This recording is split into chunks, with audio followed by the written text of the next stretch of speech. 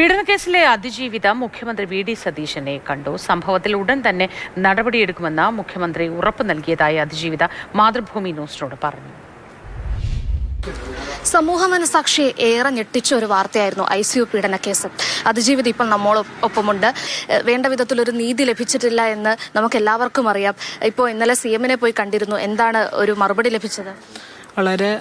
എനിക്ക് വളരെ സന്തോഷകരമായ മറുപടി തന്നെയാണ് ലഭിച്ചിട്ടുള്ളത്. സാർ പറഞ്ഞത് തന്നെ എനിക്കറിയാവുന്ന കേസാണ്, ഞാൻ ഇതിൽ ഇടപെട്ടിട്ടുള്ളതാണ്. അപ്പോൾ ഞാൻ എല്ലാ കാര്യങ്ങളും ഞാൻ പെട്ടെന്ന് തന്നെ ചെയ്യും. ഉടൻ തന്നെ അതിനുള്ള ആക്ഷൻ എടുക്കാമെന്ന് പറഞ്ഞിട്ടുണ്ട്, വാക്ക് തന്നിട്ടുണ്ട്. അപ്പം ഒരാളെ അന്ന് പ്രതിക്കൂട്ടിൽ ചേർത്ത് അയാൾക്ക് ശിക്ഷ ലഭിച്ചിരുന്നു. അതേസമയം ബാക്കിയുള്ളവരെല്ലാം ഇപ്പോഴും പുറത്തു തന്നെയുണ്ട്. അയാളെ സപ്പോർട്ട് ചെയ്ത, ഞങ്ങളെ ഭീഷണിപ്പെടുത്തിയ ഒരുപാട് ആളുകൾ. അപ്പോൾ ആർക്കൊക്കെ എതിരെയാണ് ഇപ്പോൾ, അവർക്ക് ആർക്കൊക്കെയാണ് ശിക്ഷ ലഭിക്കണമെന്ന് ആഗ്രഹിക്കുന്നത്?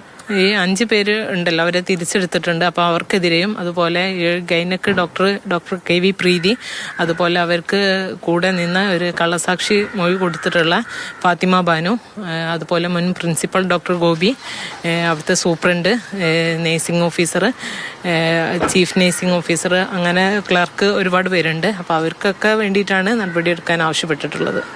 അപ്പം ഇവരുടെ ഭാഗത്തുനിന്ന് ഒരു ഭീഷണി അല്ലാതെ മറ്റേതെങ്കിലും തരത്തിൽ ഉള്ള ഒരു അറ്റാക്ക് നേരിട്ടിരുന്നോ? തീർച്ചയായിട്ടും അവിടെ ഒരുപാട് തവണ ഞാൻ അവിടെ എന്താ പറയുക, നമ്മൾ തല കുനിച്ച് നിൽക്കേണ്ട ഒരു അവസ്ഥ അവിടെ ചെല്ലുമ്പോൾ അവരുടെ മുന്നിൽ, അല്ലെങ്കിൽ ഞാൻ എൻ്റെ പരാതി കൊടുക്കാൻ പോകുമ്പോഴും ഈ ക്ലർക്കൊക്കെ ഞങ്ങളെ മുന്നിൽ കൂടി വന്നിട്ട് ഒരു എന്താ പറയുക, നമ്മളൊരു കളിയാക്കുന്നുണ്ടല്ലോ, ആ ഒരു രൂപത്തിൽ വളരെ സങ്കടകരമായ കാര്യമാണ്.